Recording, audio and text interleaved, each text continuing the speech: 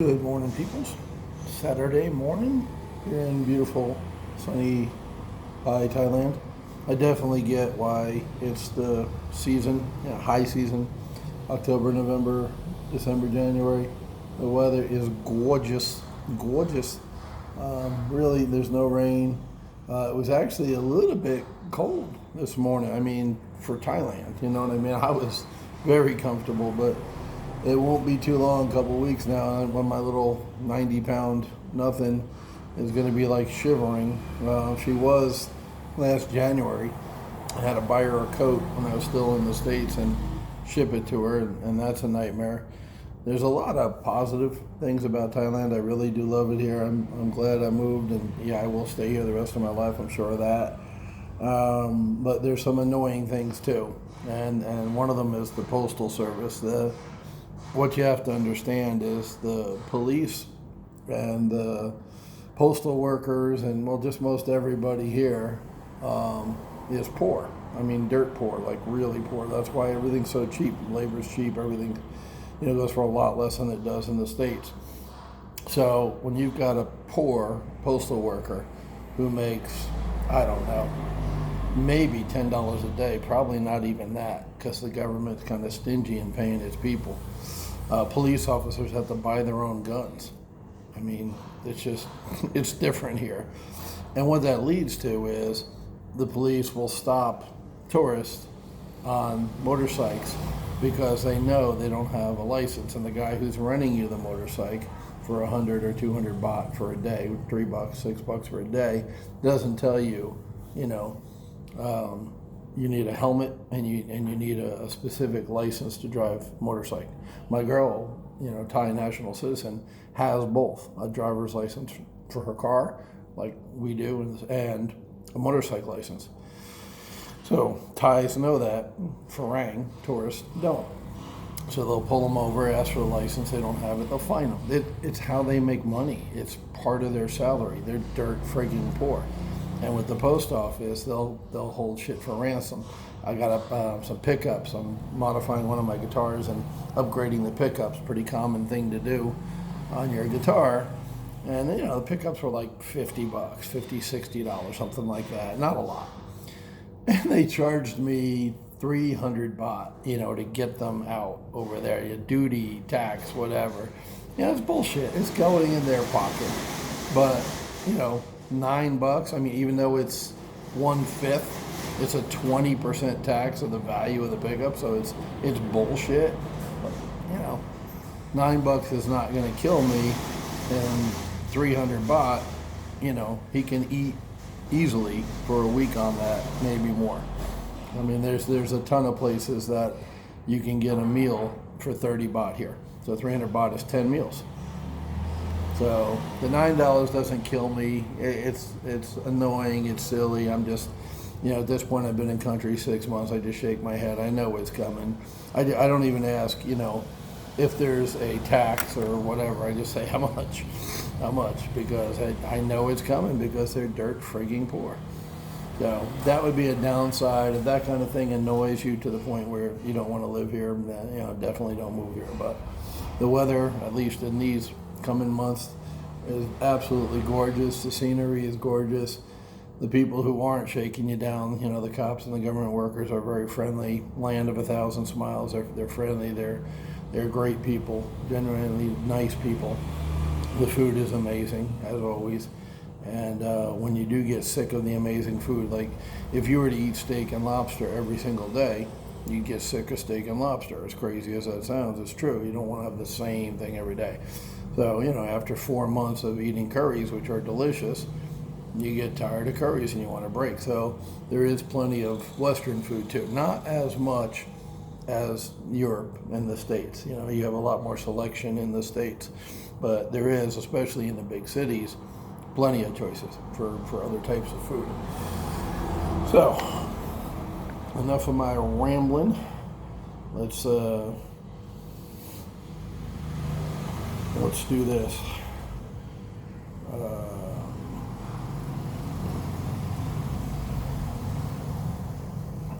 Remember, the mind grows strong through use. Struggle makes power. So they're talking about like weight training in the gym, resistance. The more you put on the plates or on the bar or in the little machine, the stronger your muscles get.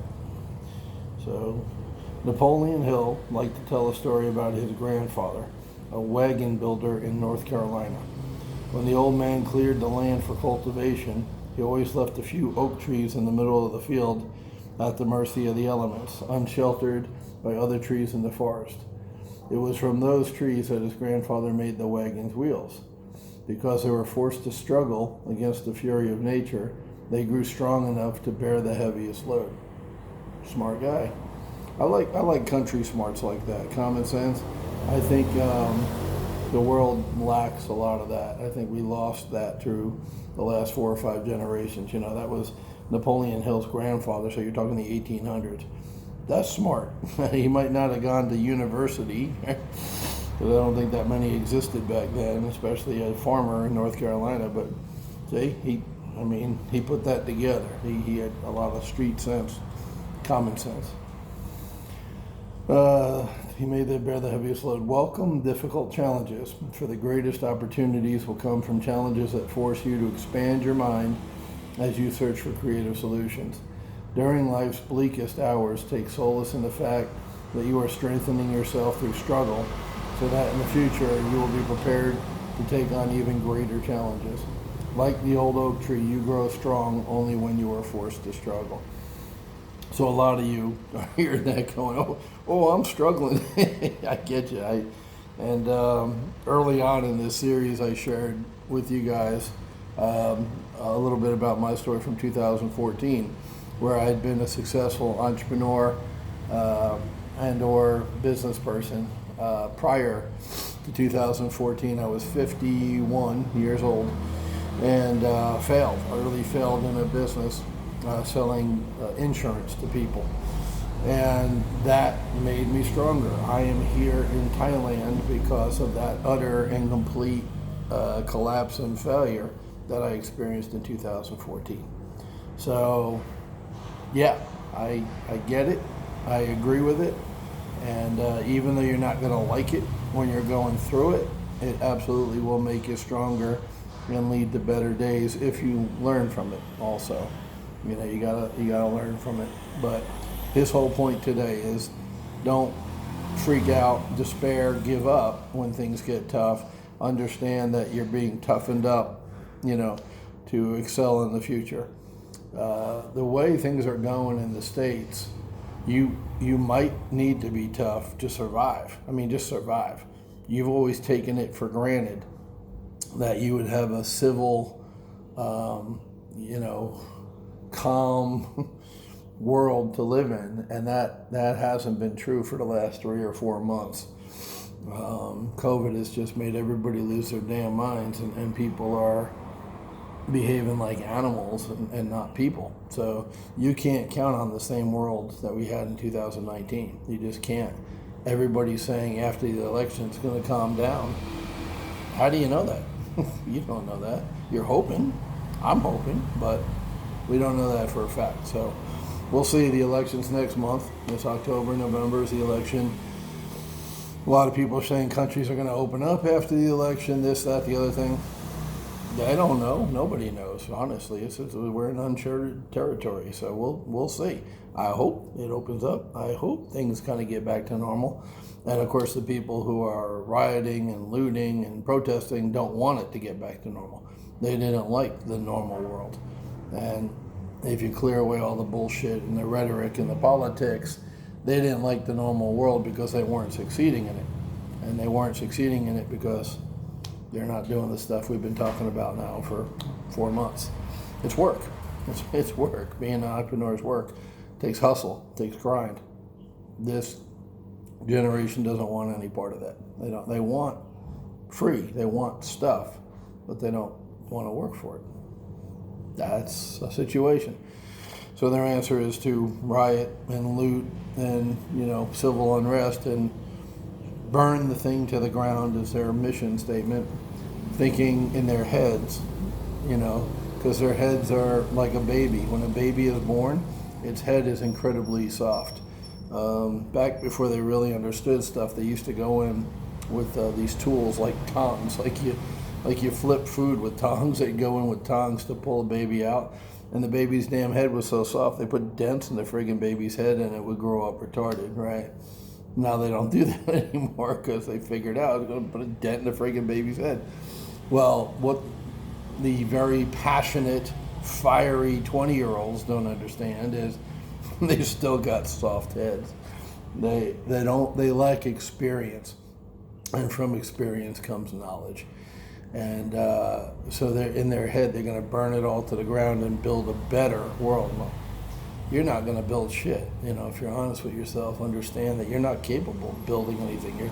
You're 20 friggin' years old. You can barely get dressed. I was a mess, a hot mess when I was 20. If you're honest with yourself, you remember when you were a teenager, 16, you're all emotional. You did shit you don't remember now why you did it. You were angry and you didn't know why. I mean, stupid shit. It's my belief that you're semi-retarded when you're a teenager. I did stupid shit I still don't understand. So with 50 years of life experience, I'm in a better place now, but you couldn't tell me that back then. The 16-year-old me would have flipped you off. Fuck you, you don't know anything, old man. Well, no, it's the opposite. You don't know anything at 16. I know plenty at 57, simply because I've done the time, and you can't tell them that. They need to learn it for themselves. Unfortunately, they're not going to learn it in the next year or two. It's going to take 20, 30 years for them to understand that they are making a huge fucking mistake right now. So that's that.